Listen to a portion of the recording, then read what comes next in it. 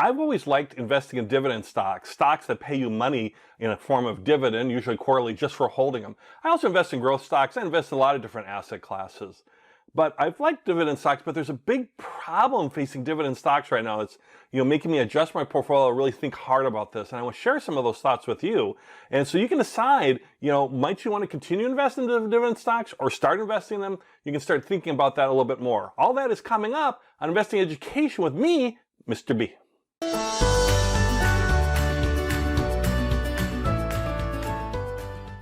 Okay, there's some headwinds, there's some negativity out there that is hurting dividend stocks or can hurt them, some things to be aware of. So one thing is the entire stock market is under recessionary pressure, like the recession and all that. When you have a recession and growth is not happening, recession is basically one way of measuring recession is they have 2 consecutive quarters from a GDP or a countrywide growth perspective in terms of economics of negative growth, not good.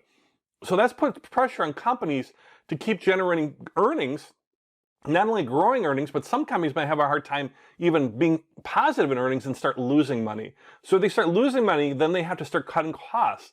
And one thing that they can cut, in addition to, let's say, people, lay them off or whatever, is they can cut their dividend. A dividend is not etched in stone. A company decides typically every quarter whether they want to pay a dividend and whether they want to raise that dividend or leave it alone. But they could just decide we're going to reduce that dividend or we're going to eliminate it entirely for a period of time. We saw that during the Great Recession of 2008, 2009. Lots of companies eliminated their dividend or cut their dividend. Some even later reinstated it, but it was a real problem for a while. So there can be pressure on dividends in this whole recessionary environment. We're also got rising inflation, right? So we got inflation is rising. And central banks like the United States Fed or Federal Reserve Bank, they fight inflation by raising interest rates. So this is the real big thing, I think, for dividend stocks. They raise their interest rates, and right now they're raising them aggressively to fight inflation. So when you raise interest rates, what happens? Well, other things like savings things become more attractive because you can get a higher interest rate on. So what do we mean by that? So instead of buying, let's say, bonds, instead of buying dividend stocks, you could buy new bonds now that are paying higher interest rates. And some are paying a higher interest rate than your dividend stock is paying.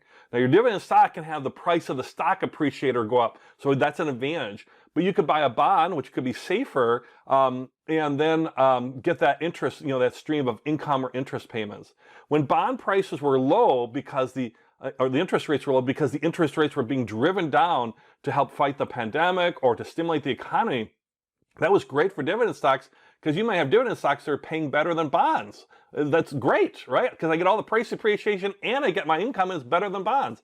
But now that bonds are coming back, if you buy a new bond now, you can get in and lock in at higher interest rates. If you have old bonds, right now, you might be suffering a little bit because the value of the bond goes down as interest rates rise because people can buy new bonds at these higher interest rates. So why would they buy, in the open market, old bonds that don't have as high an interest rate, right? If I can get a 5% interest rate, why would I buy a bond at a 2% interest rate?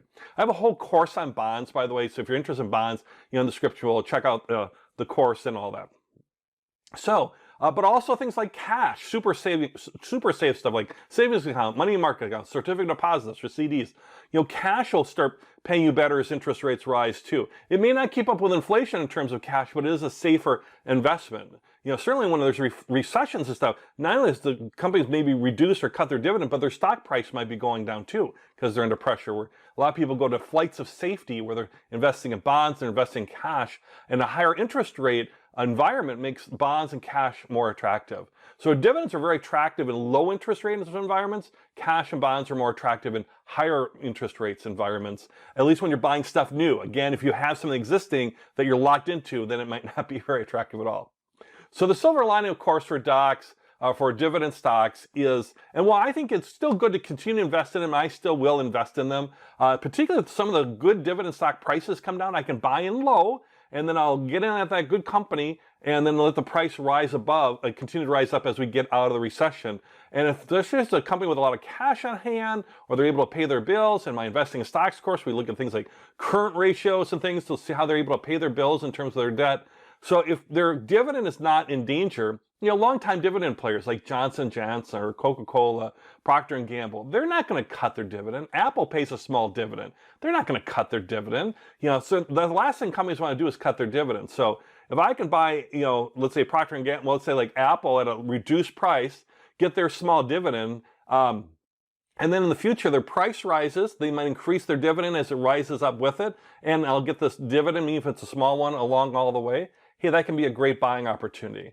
All right, so there's some thoughts around dividends. And it's still always a good time to invest in dividends. But right now, they may not seem as attractive for some of the reasons that we discussed as in the past. Hey, if you like this kind of stuff, don't forget to hit that subscribe button, by the way. And do check out all the courses and things at Investing Education with Mr. B.